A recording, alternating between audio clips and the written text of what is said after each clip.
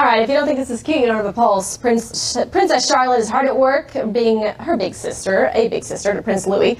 New photos released by the royal family show 3-year-old Charlotte cuddling with her newborn brother just 3 days after he was born. The photos were snapped by Duchess Kate at Kensington Palace. Charlotte's big brother, George, however, was not in the photos. And I may or may not just have to add a picture of Dane. I mean, I know he's not. As a mother, you know how hard it is to get kids to be this good. Yeah, there he is. Look at him. He's so where's Claire being equally as doting and lovely? Probably trying to burn down the house. Okay, so in other words, those pictures took a while. Absolutely. Yeah, there we go. Thanks for joining us. Have a great weekend. I'm Chris Wallace. New legal troubles for President Trump. After Rudy Giuliani reveals Mr. Trump reimbursed his personal lawyer for hush money paid to a porn actress. That money was not campaign money. Sorry, funneled through law firm and the president repaid it. And new questions about whether the president will sit down with special counsel Robert Mueller. I would love to speak. I would love to go. Nothing I want to do more because we did nothing wrong. How strong is the case against the president? We'll ask former U.S. Attorney Joe DeGeneva, a strong Trump supporter. And Lanny Davis, who served as special counsel to Bill Clinton. Then, we're really doing well with North Korea. I won't use the rhetoric now. Now I'm trying to calm it down a little. Plus, unemployment is at a 17-year low. But there's the threat of a trade war with China. We'll ask our Sunday panel about where the economy is headed. And our Power Player of the Week. Their commitment to actually get things done and put the country's interests first. The founder of a group working to get veterans elected in hopes of breaking the gridlock on Capitol Hill. Well, this could not be a bigger week for President Trump's foreign policy initiatives. The White House is expected to announce soon where and when he'll hold his summit with North Korean leader Kim Jong-un. And the president faces a deadline next Saturday whether to stay in the Iran nuclear deal. But in Washington today, the spotlight is squarely on the president's legal troubles. We've now seen the 4 dozen questions special counsel Robert Mueller wants to ask Mr. Trump. Will the president agree to sit down with Mueller? A federal judge has challenged the scope of the special counsel's mandate. And when did the president know about that hush money payment to Stormy Daniels? Joining us now to discuss all this, former U.S. Attorney Joe DeGeneva, a key Trump supporter, and Lanny Davis, who served as special counsel to President Clinton and has a new book out, The Unmaking of the President, 2016. Gentlemen, welcome back. Hi, Chris. Good to be here. Let's start with Rudy Giuliani's statements this week. Joe, did they help or hurt the president's legal case? Well, I think they're irrelevant. What matters here is that the payment was legal. It was for personal reasons to protect the family, and I think discussion of it serves really no useful purpose in terms of the facts of it. But as far as I'm concerned, it's a nothing burger. All right, we're going to get into that payment in a second, but I want to ask you, Lanny, because some Trump advisors fear that in all his comments this week about what the president knew and when, that Rudy Giuliani has waived his attorney-client privilege and that he could be asked about his discussions with Donald Trump in court. Are they right? I think they are possibly right. He's a crisis manager by his own description, and he committed 3 cardinal violations of crisis management, which I also do. Number 1 is don't make matters worse for a client, and I think by what he has said on television, he's exposed President Trump to possible prosecution for 2 crimes. Secondly, I do believe he's waived attorney-client privilege to the extent that he mentioned conversations with a client. That's a waiver. And third, don't underestimate your adversary. I know Bob Mueller, and I know Ken Starr, and to paraphrase a famous expression, Bob Mueller is no Ken Starr. He's not holding press conferences with a cup of coffee every morning, and you're going to get a much different conduct pattern from Bob Mueller than you had from Ken Starr. All right. One of the big issues, which we touched on at the beginning, is why Stormy Daniels was paid that hush money. Was it a campaign expenditure? And I think it's fair to say that Rudy Giuliani was on both sides of that issue this week. Take a look. It wasn't for the campaign. Right. It was to save their not their marriage as much as their reputation. Imagine if that came out on October 15th, 2016, in the middle of the last debate with Hillary Clinton. Joe, given the fact that this payment to Stormy Daniels was finalized 11 days before the election. Isn't it hard to argue that this wasn't a campaign expenditure? No, I don't think it is. In fact, the law on this is pretty clear that if it's a purely personal matter, which this clearly has to be, it doesn't matter what its relationship was to the timetable in a campaign. But let me just say as well to something Lanny said. A lawyer cannot waive the attorney-client privilege. Only the client can waive the attorney-client privilege. So whatever Rudy may have said, he didn't waive the attorney-client privilege for the President of the United States. But by that, is he right? He's absolutely right. The client owns the privilege, but because Rudy Giuliani mentioned a conversation, he can be subpoenaed and forced to testify, and he's a fact witness and has to recuse himself. In fact, the only good news for Donald Trump is that by his words on television, I think Rudy Giuliani has to be replaced, because he's now going to be a fact witness and has to respond to a subpoena for what he said to the president on an issue of factual dispute as to what the motive was of the loan. Rudy Giuliani already is going to have to be replaced? I think that there's at least an argument that by speaking publicly about a conversation with the president, he becomes a fact witness on a crucial question. Was the personal loan that now President Trump admits that he gave to Michael Cohen and was reimbursing Michael Cohen, is the word that Rudy Giuliani used. That's a fact that needs to be questioned in front of a grand jury on the issue of whether it was a political contribution. Do you think that's possible? That he? I do not believe that Mr. Giuliani is going to get a subpoena from anybody, and if they do, I think it's another example of how this process is completely out of control. That is not to say that someone, a private lawyer representing a litigant, might not try to do that, but I think it will be remarkably unsuccessful. I want to stay on this question of whether or not the payment to Stormy Daniels was a campaign expenditure to try to protect candidate Trump, or a personal expenditure to try to protect Donald Trump from what he says in any case was a completely unfounded claim by Stormy Daniels. Prosecutors, Lanny, brought a similar case against John Edwards in 2012, saying that money that was spent to hide one of his affairs was a campaign expenditure. His defense argued no, it was a personal expenditure to hide an affair from his wife. The jury didn't buy the argument, and John Edwards walked. I mean, if it worked for John Edwards, why wouldn't that work for Donald Trump? So the key word is jury. There is an indictment to determine fact disputes that juries have to decide. There could be two reasons. Rudy Giuliani stated one reason on Fox and Friends. He said, well, imagine if it happened during the debate and it would have hurt the campaign and Michael Cohen did his job. That's one view. Another view is that it was about his marriage. That's up to a jury to decide, but I think my friend Joe would say there's enough probable cause on that fact dispute for there to be an indictment. I don't know who would be indicted, but it wouldn't be the President of the United States at any rate. And the bottom line is that when there is a history of crisis management inside of a business like there was in the Trump enterprise, there was all sorts of crisis management going on. There were settlements all the time of various disputes involving businesses, financial transactions, and personal relationships. All of those predate any campaign, and in fact, the allegations here are from 2006. So the notion that this is somehow related to the campaign requires an unbelievable stretch of prosecutorial authority. Let's get off of all of that, and let's get to the central case, which is the special counsel's investigation of Donald Trump in terms of collusion, in terms of potential obstruction of justice.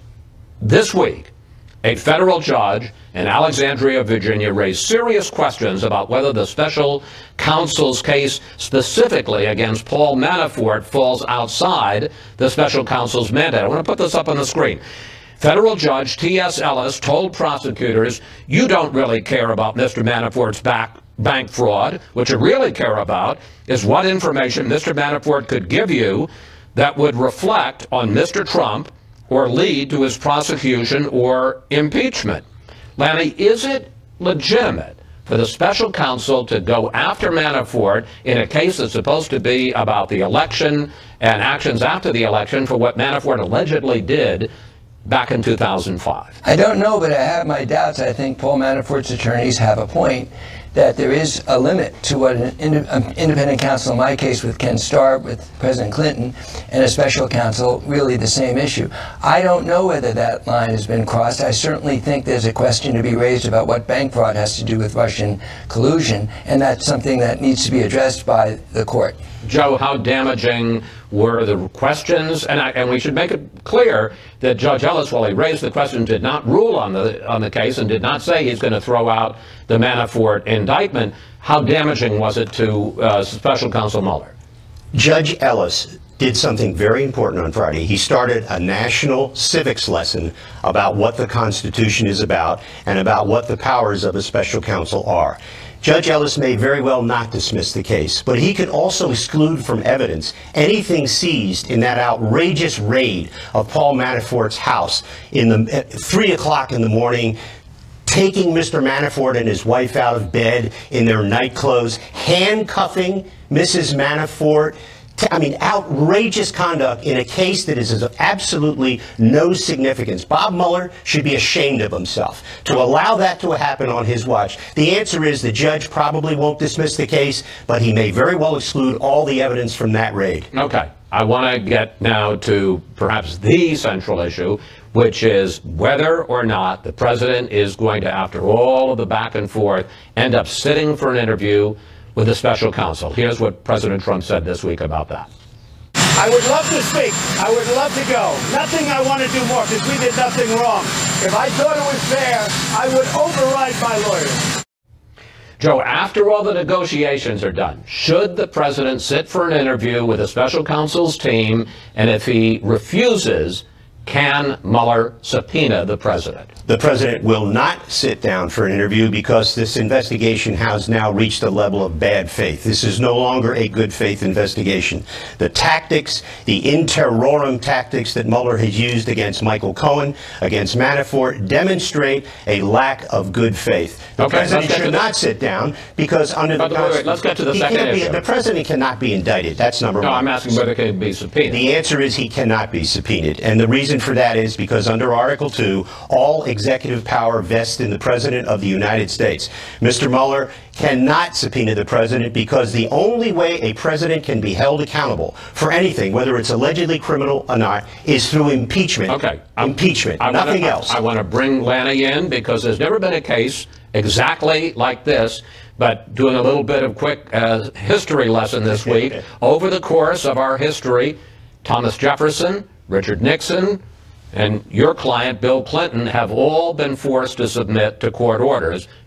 Can President Trump be subpoenaed to testify? So first of all, Mr. Justice DeGeneva, who I've known for many years and have a great deal of respect for, I don't want to hurt his career, is just simply, we don't know what the Supreme Court will do, and it will ultimately be a Supreme Court question. Number two, President Clinton decided to accept voluntarily, so there was never a test of that, and President Nixon did resist a subpoena, but it was about documents, not testimony. So this is brand new. In my opinion, President Trump, as the president, as a political elected official representing all the American people, should not resist a subpoena, but should voluntarily do exactly what President Clinton did. In the Paula Jones case, didn't the court rule that the president wasn't above the law and that he had to get involved in the Paula Jones civil suit? Yes, and the answer is yes.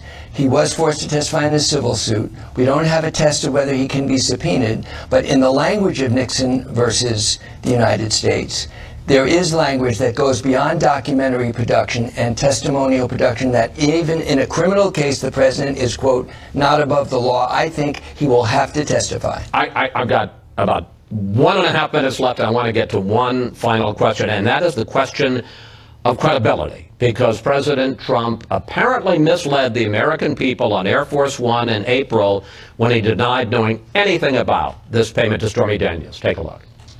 Did you know about the $130,000 payment to Stormy Daniels? Then why did Michael Cohen take this if there was no true allegation? You have to ask Michael. Michael's my attorney, and you'll have to ask Michael. Do you know where he got the money to make that payment? No, I don't know. Joe, how damaging is that to President Trump and to his political support on this issue? It's not damaging at all because, in fact, the people realize that this part of the investigation is why the whole thing is off track. Under Article 2, and this relates to what Lanny was saying earlier, the reason Mueller wants to talk to the president is not to investigate a crime. It's to send a report to the Deputy Attorney General for impeachment, a use of a grand jury subpoena to get testimony from a president about the official act of firing the FBI director is unconstitutional, illegal, and the president should fight it all the way to the Supreme Court. The president clearly misled the American people in what he said there. No, he didn't. First of all, wait. He was asked, did you know anything about the payment? And he said, no, he did. We do not know the full context of when the president learned everything about this. We have no idea. And first of all, that's on an airplane in the middle of an important trip. Oh, there's an airplane exception? No, but there's an exception to kind of goofy reporters' questions that get asked at specific times, and the president is entitled to make a mistake. Who knows what he knew or didn't know at that time? Well, Lanny, you're not off the hook here either because the president that you work for lied to the American people. Take a look.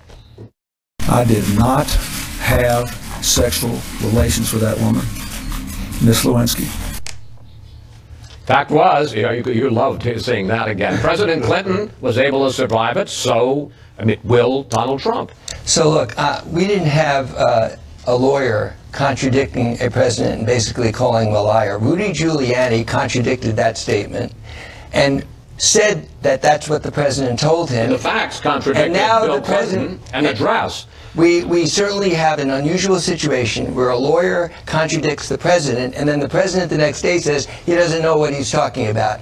This is unusual, and Mr. Justice DeGeneva may be right, but the Supreme Court, I think, is going to uphold Nixon versus the United States, that it applies to testimony. Mr. Trump's going to have to defy a grand jury subpoena, which is what we call a constitutional question. Okay. He won't defy it. He's going to take it to the Supreme Court. But if he loses, that's not defiance. If he loses, I think he will say that's the Supreme Court, as President Andrew Jackson once said, they issued the decision, let them enforce it. Okay, gentlemen, thank you both. Thanks for your time. This was not only entertaining, I learned some stuff here, so let's have you back. Thank you. And we will continue to follow the twists and turns of this remarkable story. Up next, we'll bring in our Sunday group to discuss the fallout from Rudy Giuliani's media blitz and what the president's legal strategy is now. He started yesterday. He'll get his facts straight. He's a great guy. President Trump trying to gently walk back some of the comments from his new lawyer, Rudy Giuliani, about money paid to Stormy Daniels. And it's time now for our Sunday group. Guy Benson of townhall.com and host of Benson and Harf, which debuts tomorrow on Fox News Radio. I'll be listening to it. Columnist for The Hill, Juan Williams. Jonathan Swan, who covers the White House for Axios. And Fox News correspondent Jillian Turner. Jonathan, there's a difference of opinion in reporting about how President Trump feels about his new lead lawyer, Rudy Giuliani, after this media blitz this week.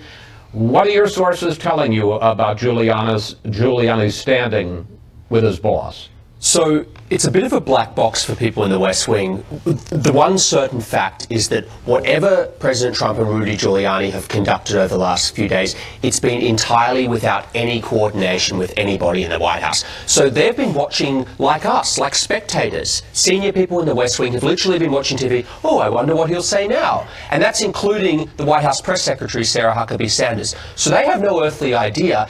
And in fact, a lot of people in the West Wing were comparing it to the days of Anthony Scaramucci, his 11 days in the White House, where, again, it was sort of this wild ride, watching statements made on TV and not knowing whether there was a grand strategy behind it or not. There were a lot of people who were relieved when they saw President Trump come out and rebuke Rudy Giuliani and suggest that he had to pull him back. There were a lot of people in the West Wing that found that a source of relief.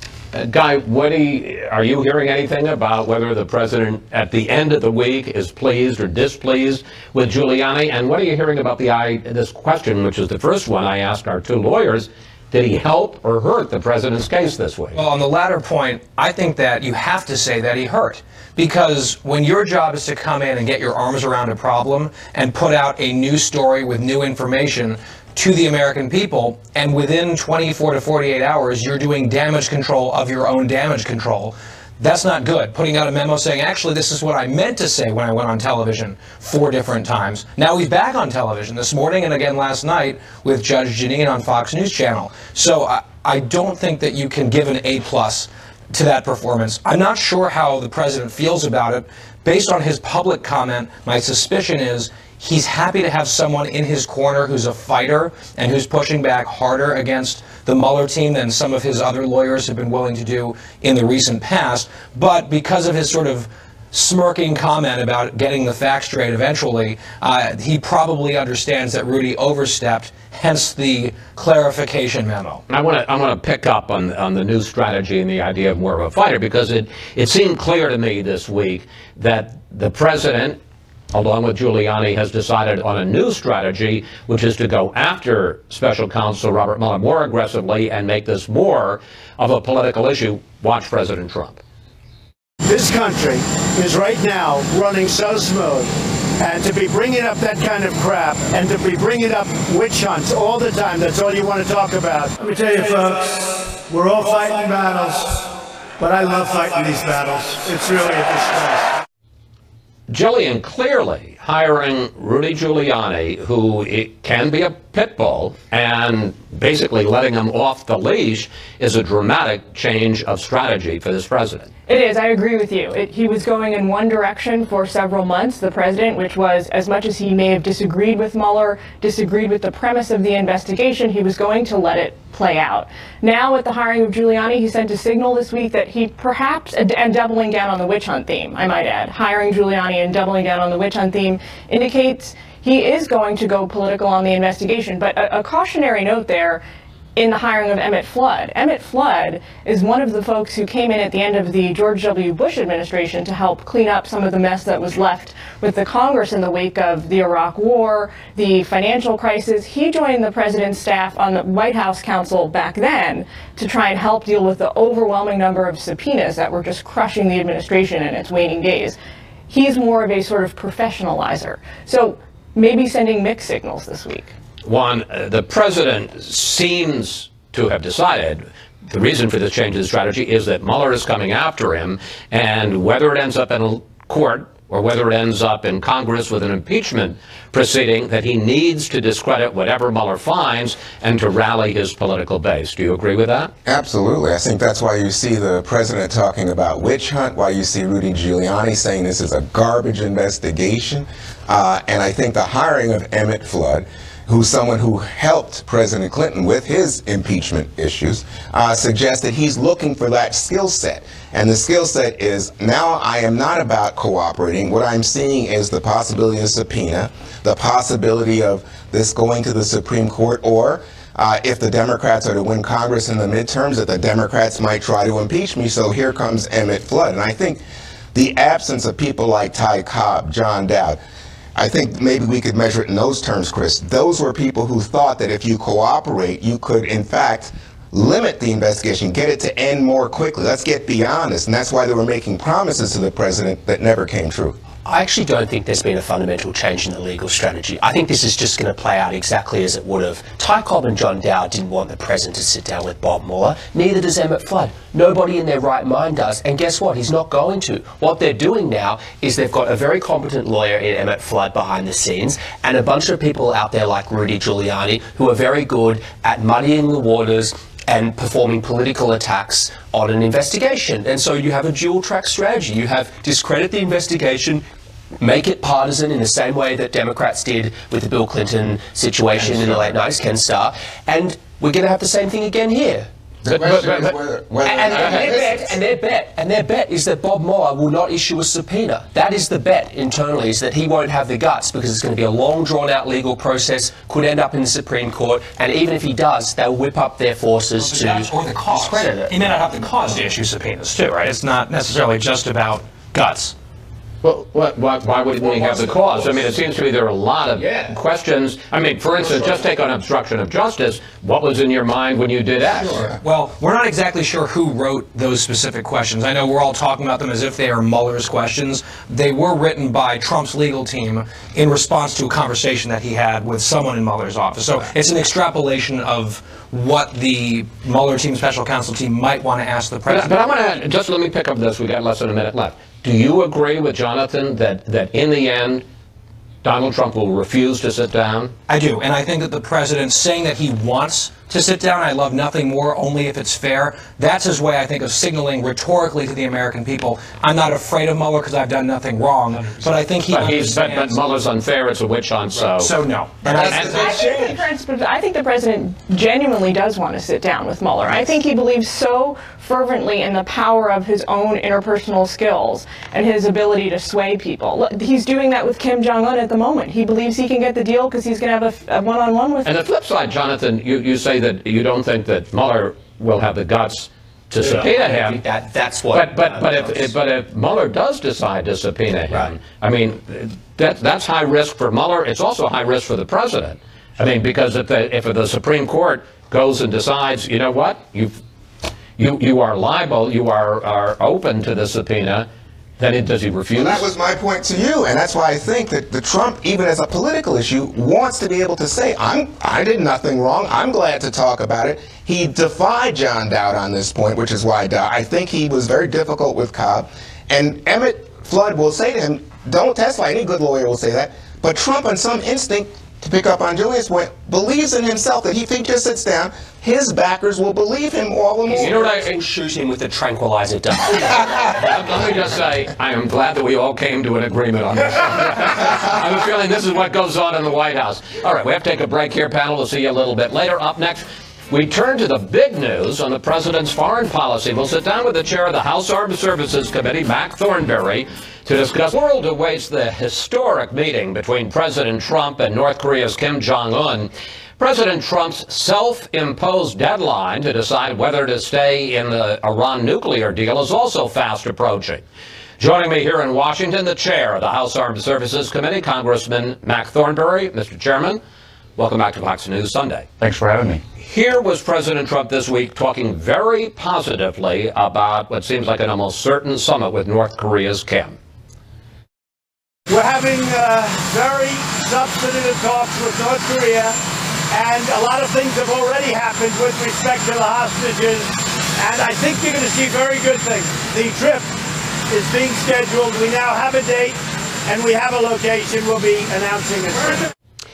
You have expressed serious reservations about the possibility of this summit. How concerned are you that the North Koreans may be trying to play Donald Trump the way they have played previous U.S. presidents?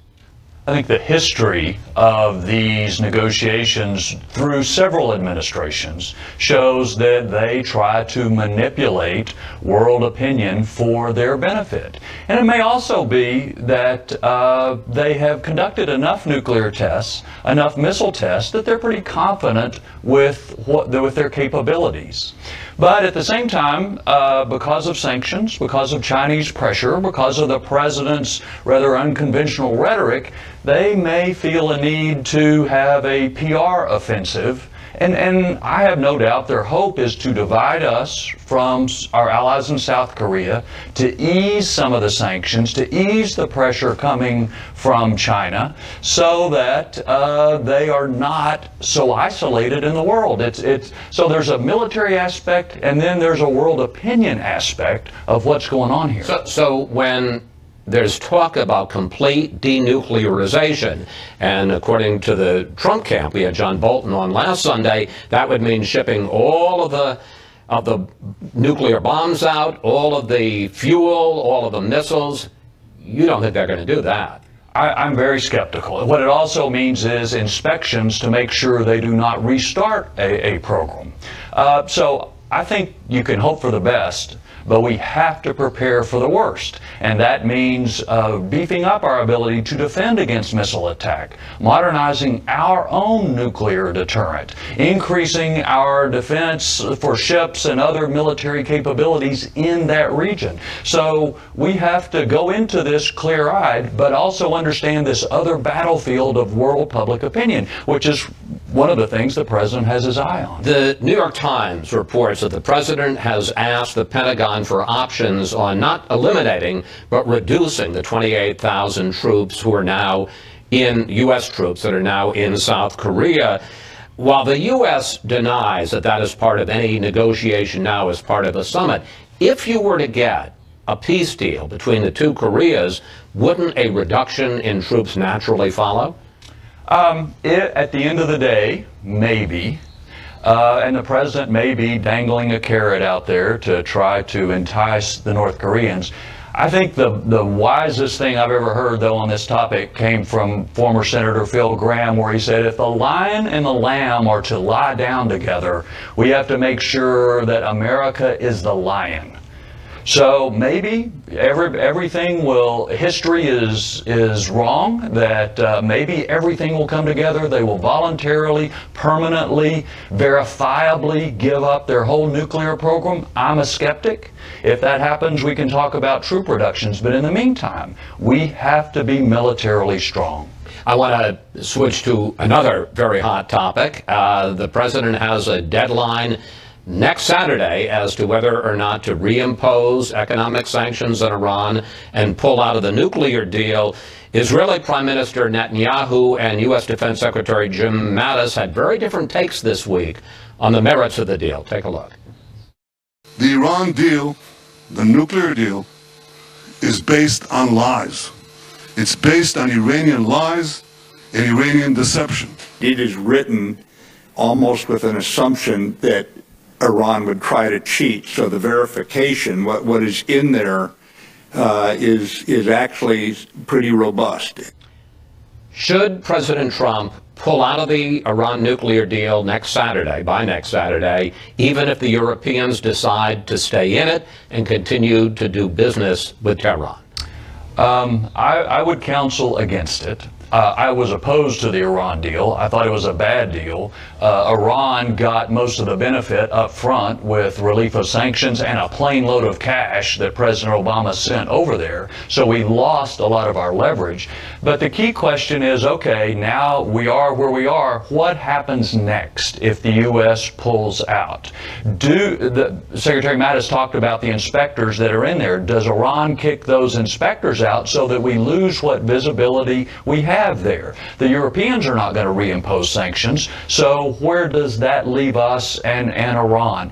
So I'm not necessarily opposed to sticking with this deal forever, but you need to have a clear idea about next steps if we are going to pull out, and especially given the larger context of Iran's aggressive activity in the Middle East. Well, so let's pick up on that, because the French and the Germans and the British are all basically pleading with President Trump, stay in the Iran deal and we will add some toughening side agreements that we'll agree on unilaterally without going to the Iranians. And these side agreements would be to limit Iran's ballistic missile program, sanction regional aggression, and end the 2025 sunset clause when Iran can start resuming some of its program. I guess the question is the Iran deal fixable?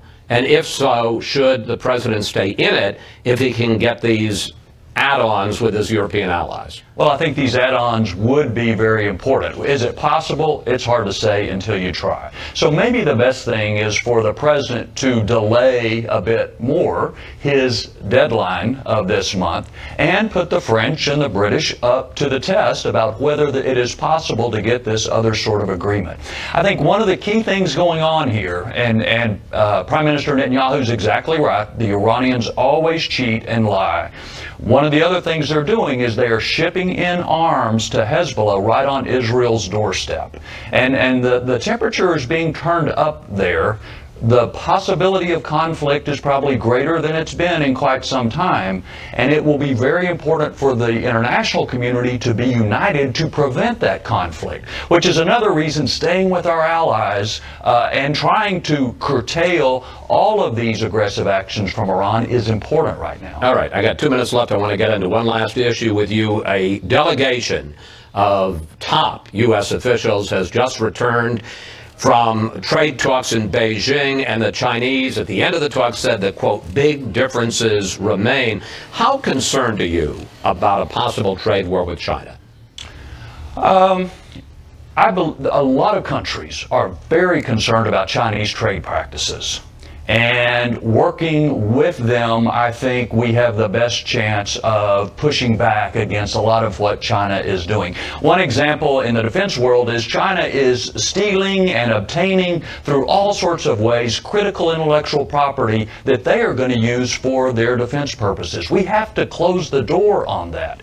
What I worry about is that the steel and aluminum tariffs have alienated some of our friends that we need to work with to push back against the Chinese trade tactics. So again, to be more effective, we've got to have allies, and we need to not alienate allies in order to push back on China. So briefly, I want to pick up on that, because the president is talking about imposing tariffs not just on China, but other countries around the world, including the European Union. How concerned are you about the fact that the president has apparently decided to use tariffs in general as part of his trade policy? Well, I believe that we are better off with free and fair trade. I also have seen firsthand what China is doing around the world. I was in East Africa not long ago, as they are extending their tentacles out to all sorts of places. We have to have a group of allies working together to push back against what China is doing. And so that comes from having folks on the same page, not alienating our friends. I hope the president follows through in his statement that he would like to consider getting back into the Trans-Pacific Partnership, because those sorts of trade agreements are the most effective way we can push back. Chairman Thornberry, thank you. Thanks for joining with us. Always good to talk with you, sir. Thank you, sir. Up next, more on the president's moves this coming week on North Korea and Iran.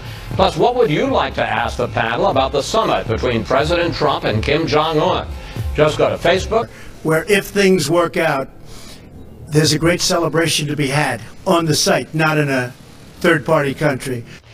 President Trump this week suggesting that DMZ between North and South Korea would be a good spot for his landmark summit with Kim Jong-un. And we're back now with the panel. Jonathan, what's the latest about where and when the summit will be held? And for all the president's talk about if Kim isn't serious about this, I'm going to just walk right out of that summit. Do you get the sense he's getting swept up in the excitement and the hype over the fact that this summit is taking place? Well, the first thing I should say is we do not yet know the location and the exact date, but what I've been told by sources internally is that it's going to happen after South Korean leader Moon visits at the end, May 22, I believe, he visits the White House. It'll be sometime after that, likely late May or early June, and it looks like they're signaling it could be on the demilitarized zone between the two Koreas. The momentum is with it. Trump wants to do it, even though he's got people like John Bolton, his national security advisor, who has never thought that meeting and talking is a good idea. Trump really wants to do it, and so that's driving the momentum. And do you think that he's getting swept up in this? And I'm told the notion of a Nobel Prize has definitely occurred to him. Yes, when the crowd started, I guess it was last weekend. He didn't say, no, let's not do that. All right, we ask you for questions for the panel, and on reports that the president is at least considering the idea at some point of drawing down the number of U.S. troops in South Korea. We got this on this tweet from Diva, who writes, are we preparing to pull troops and weapons out of South Korea? Jillian, how do you answer Diva? I answer the question by saying it's not news.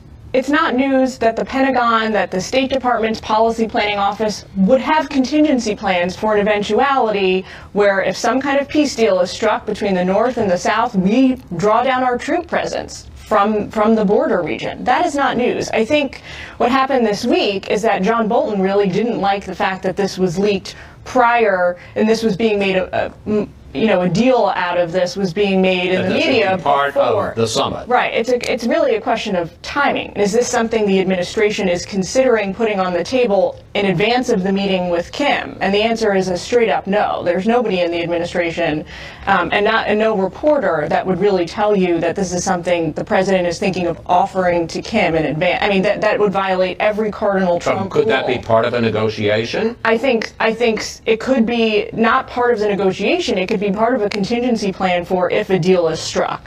It's not going to be something the president is bringing up with Kim in these negotiations. It violates every Trump cardinal rule, from we won't broadcast national security plans in advance to we won't make concessions before we sit down at the table. Let's turn in what a normal week might be the headline on this show. Very good economic news, and that is the unemployment rate for April fell to 3.9%, the first time that it has fallen below 4% since late in the year 2000. President Trump, not surprisingly, was celebrating it. Here he is. I thought the jobs report was very good. The big thing to me was tracking poor. That hasn't been done in a long time. You'll tell me how long. But it hasn't been done in a long time. We're full employment. Juan, Republicans are counting on a strong economy and jobs numbers like this to help them keep control of Congress in November. Absolutely. They would hope. But, it just hasn't boiled down to it yet. And you don't hear President Trump reiterating this point. I remember Ronald Reagan was saying to me, and maybe you too, Chris, the 10th time I'm saying is the first time the audience is hearing it. And Trump is attempting, I think, to push hot buttons like trade and immigration instead of staying on the message about the value of economic progress and the value of his tax cuts. Now, I must say, Marco Rubio didn't help this week when he said the tax cuts really haven't done much for the working people in America, has not bumped up wages, hasn't stirred the economy in the way we had hoped. He was immediately rebuked. He tried to walk it back a little bit. But the polls back up Marco Rubio on this. In Pennsylvania 18, what we saw was when the tax cuts and the economy were used by the Republican candidate, it didn't move the needle, and the Democrat won the race. And so when you ask the American people about it, even Republicans concerned about the deficit spending implicit in the tax deal, it's only half of Republicans who say, yes, this tax cut was a great thing. And if you ask Americans, a plurality, 36%, say it was a bad thing. So I think that he may be right in saying the midterms are going to be a referendum on Donald Trump. And Donald Trump is going to stir his base by pushing these hot button issues, in addition to occasionally coming back on message and talking about the tax cut and the good of the economy. Guy, how strong are these economic numbers? Can they be used to actually mobilize voters and persuade voters? And I guess the question I have, why on earth does President Trump ever talk about anything else except the tax cut and these good economic 3.9%? I mean, maybe it was that way in 2000. I didn't remember it. That's an astonishingly low number. It's a great number. GDP came in just a couple days ago, beating expectations. So part of me thinks that it might be a great idea for the president basically to spend most of his time at Mar-a-Lago, do some golfing, watch Fox, tweet a little bit, come out once a month with a giant billboard of economic numbers and just point at it and say, look at these terrific, tremendous numbers, and then go back inside. Because the economy is booming under President Trump and his policies. The counterpoint to that, however, goes back to the other subject of our topic here, which is North Korea. If not for all of the tweeting and sort of things that we're seen as crazy in this city that he shouldn't be doing, I'm not sure Kim is paying attention to Trump. I'm not sure Kim fears Trump the way he does, and we may not be in the position that we are in North Korea. I would still recommend that the president spend a lot more time talking about tax reform, talking about these economic numbers, because even as we all talk about Stormy Daniels and Robert Mueller and all of those things, the president's numbers have been ticking up slowly but surely over the last few weeks because most Americans are looking at their bottom lines and smiling. And how much frustration among Republican candidates and Republican leaders in that building behind me that the president doesn't stick to these numbers.